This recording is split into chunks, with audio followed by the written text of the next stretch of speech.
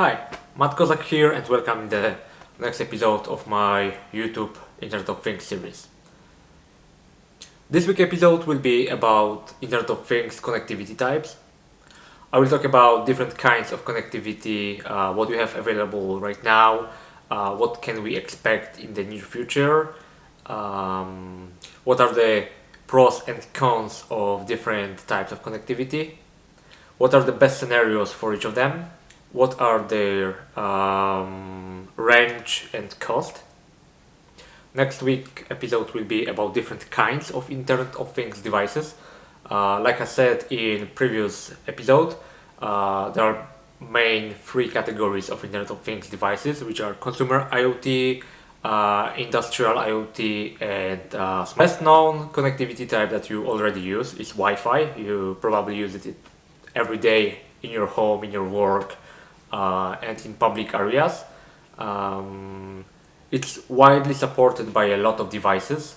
It has quite good range, measured in hundreds of meters, or in a very good scenario even in kilometers, when you use proper antennas like directional antennas and good equipment. And it's cost efficient because the chips that supports Wi-Fi connectivity right now are pretty popular, so it's not hard to get them at low price. It is also pretty secure, as we have WPA2 protocol for encryption. The biggest downside is power consumption and need for available networks nearby your device, which is not always possible.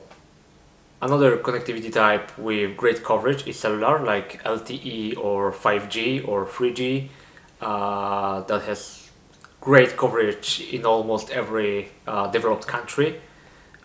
It's pretty cheap when you compare it to the different types that I will talk about later. The biggest issue here is that you need some good data plan for machine-to-machine kind of connectivity, because for regular one you are not allowed to use those SIM cards in connected devices. Basically, you need to have dedicated SIM card, and that can be not as cheap as regular connectivity, but still cheaper than, for example, Sigfox, that I will talk about later. The biggest downside is cellular connectivity requires a lot of energy, which is not that good for devices that are installed in remote areas.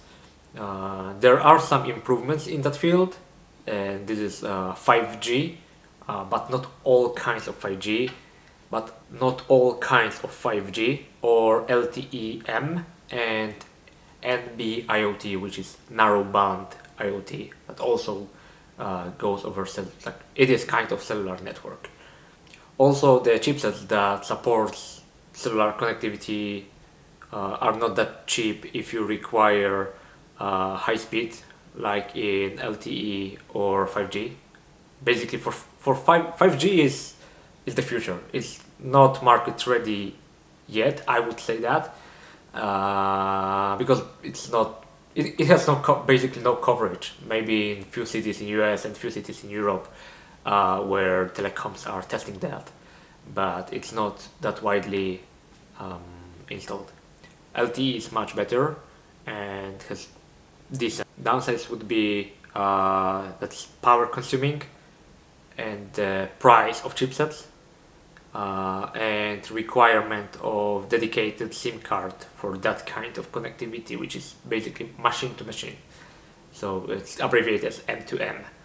My favorite kind of IoT connectivity is LoRa, which means long range. There's variation of that called LoRa 1, which means long range wide area network, and it runs on ISM bands that are unlicensed, like 868 megahertz in Europe, 915 in US, and 433 in some parts of the world that I'm not sure about where exactly does it apply. So the great thing about LoRa is that It has great coverage of up to 15 kilometers in suburban areas and 2 to 3, maybe even 5 kilometers in the cities. It runs on battery for basically years. I'm talking about end devices, not about the gateway. Gateway is another thing that needs to be connected because it needs to have power to get all this information from the sensors. But sensor can run up to 10 years on single battery, and has a like 500 meters to kilometers range to the gateway. So using few gateways you can cover basically, I think for entire Manhattan in New York it required 7 gateways. So LoRa is consisted of 2 main things, which is gateways and end devices.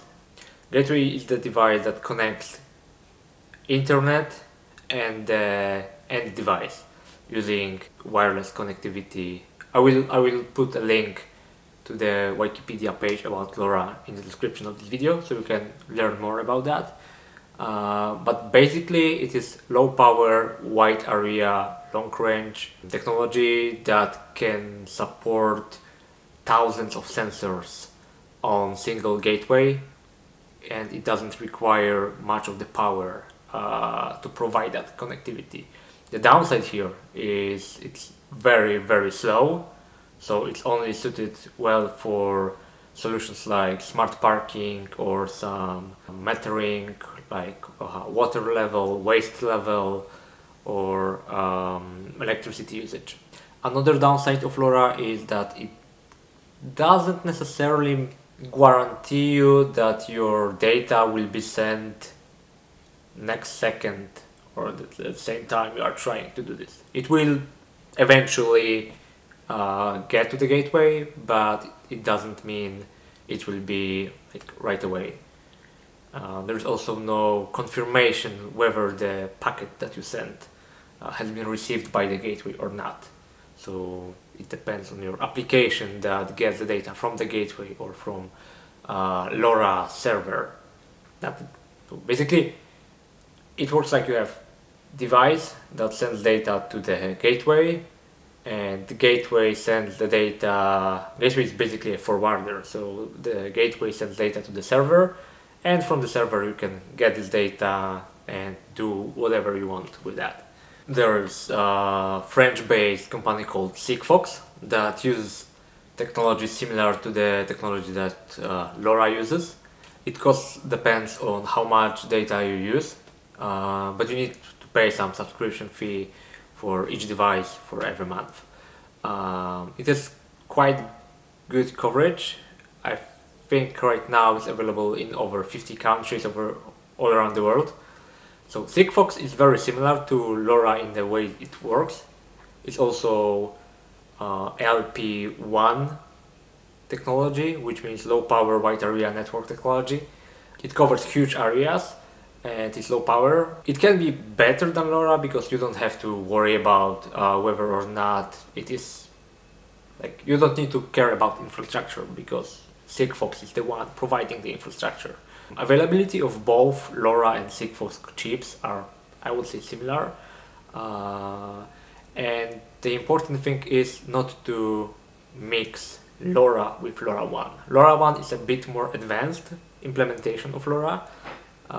It has encryption built in, and it's certified in A, B, C device classes. It depends whether or not it's bidirectional communication or communication only in one direction, so you need to be aware of that. There is ZWave communication, mostly used for smart houses and intelligent buildings. It's kind of low power, but not really. The range of the solution is not that high, but the good thing is there's a lot of devices for smart home installations that already support ZWave. Not all ZWave devices are battery powered, because ZWave is a mesh kind of network, which means that every device talks to each other and relays the signal. the ZWave devices that are running on battery doesn't have possibility to relay your signal further to another devices, so they are not part of the mesh network. Only the connected to the electricity ones are. So it's really good for home automation because all of the devices and all of the appliances in your home using ZWave can talk to each other. So you have great coverage in the entire house. ZigBee is another kind of wireless network that is built in mesh technology. It's low power, it's mostly used for sensors. Realistically, the range of ZigBee device from one to each other is about 100 meters, so not that much. But if you have dense area of the sensors and devices that needs to talk to each other, using ZigBee is pretty fine. The maximum bandwidth that you can get from ZigBee device is 250 kilobits per second. So what are good case for each of these technologies? I would say if you want to build smart city solution that will consist of smart parking, smart waste management, infrastructure monitoring, that you mostly need to get data from the sensors, from the devices, and not to send it the other way, and it's not huge amounts of data, and you don't want to rely on third-party providers like Sigfox, then definitely go with LoRa and LoRaWAN.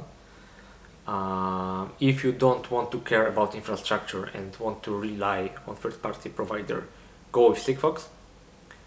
If you want to build a home automation system, go with either Wi-Fi or ZWave. If you want, for example, build smart lighting system that needs, like, every lamp post needs to talk to each other and exchange the data, I would say ZigBee would be the best scenario. But if you would like to, for example, get video for surveillance and park monitoring, or you would like to use computer vision for checking the availability of the parking spots, then we need to wait a little bit for wider 5G network implementation.